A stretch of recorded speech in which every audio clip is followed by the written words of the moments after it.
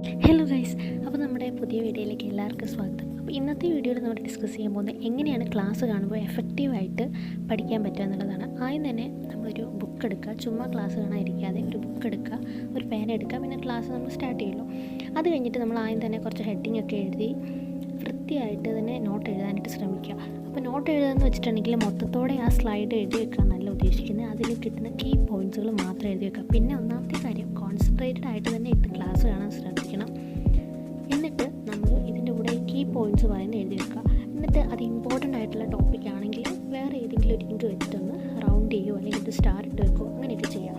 അത് വെച്ചിട്ട് നമുക്ക് എന്ത് ചെയ്യാൻ പറ്റും, കുറച്ചുകൂടെ എഫക്റ്റീവായിട്ട് നമുക്ക് ക്ലാസ് കാണാനായിട്ട് പറ്റും. അതുപോലെ തന്നെ ഈ ക്ലാസ് കാണുന്ന ഇടയ്ക്ക് വേറൊരു ഫോണിലോ അല്ലെങ്കിൽ വേറെ ഏതെങ്കിലും ലാപ്പിലോ ടാബിലോ ഒക്കെ നമ്മൾ ടൈമർ വെക്കുകയാണെങ്കിൽ അത് ഏറ്റവും നല്ലതായിരിക്കും. കാരണം നമുക്ക് കണ്ടിന്യൂസ് ആയിട്ട് ക്ലാസ് കാണാൻ ചിലവർക്കൊന്നും അത്രയ്ക്ക് എഫക്റ്റീവ് ആവണമെന്നില്ല. സോ ഒരു 30 മിനിറ്റ്സ് ടൈമർ വെക്കുക. എന്നിട്ട് നമ്മൾ അത്രയും നേരം പഠിക്കുക, പിന്നെ 5 മിനിറ്റ് പിന്നെ ടൈമർ വെച്ചിട്ട് വേണം എഴുന്നേറ്റ് പോകാനായിട്ട്.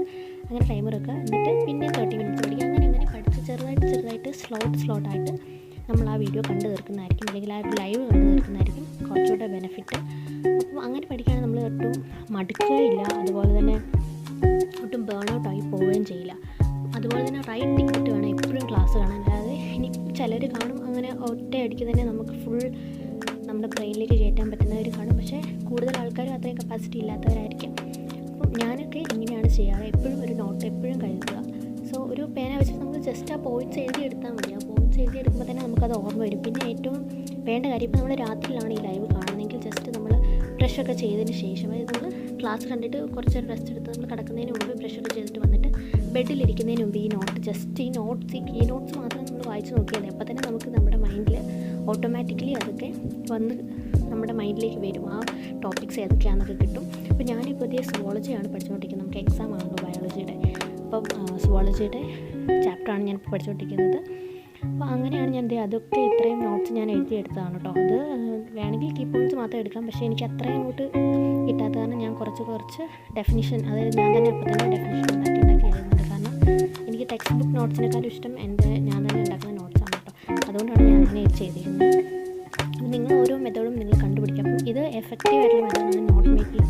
അതുപോലെ തന്നെ കോൺസെൻട്രേറ്റഡ് ആയിരിക്കും. കോൺസെൻട്രേഷൻ കുറവാണെങ്കിൽ നിങ്ങൾ യോഗയൊക്കെ പ്രാക്ടീസ് ചെയ്യാനായിട്ട് നോക്കുക, അതായത് ബ്രീത്തിങ് എക്സസൈസുകൾ പ്രാക്ടീസ് ചെയ്യാനായിട്ട് നോക്കുക. അങ്ങനെ നിങ്ങൾക്ക് ഡെഫിനറ്റ്ലി നമുക്ക് ചെയ്യാൻ പറ്റും. അതുപോലെ തന്നെ ഞാൻ എപ്പോഴും ചെയ്യുന്നൊരു കാര്യമാണ്, നമ്മൾ 30 മിനിറ്റ്സ് ബ്രേക്ക് എടുക്കുള്ളൂ.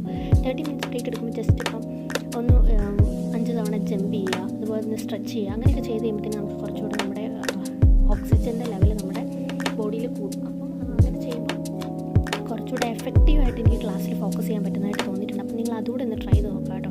അപ്പോൾ ഞാൻ എപ്പോഴും 30 മിനിറ്റ്സ് ബ്രേക്കാണ് എടുക്കുക. അങ്ങനെ ചെയ്യുന്നതായിരിക്കും കുറച്ചുകൂടെ എഫക്റ്റീവ്. ഇപ്പോൾ 45 1 hour എടുക്കാൻ പറ്റുന്നവരെടുക്കുക. അപ്പോൾ എനിക്ക് അത്രയും കപ്പാസിറ്റി ഇല്ലാത്തതാണ് ഞാൻ 30 മിനിറ്റ്സ് ബ്രേക്കാണ് എടുക്കുക. പിന്നെ 5 മിനിറ്റ് ബ്രേക്കേ എടുക്കാവുള്ളൂ.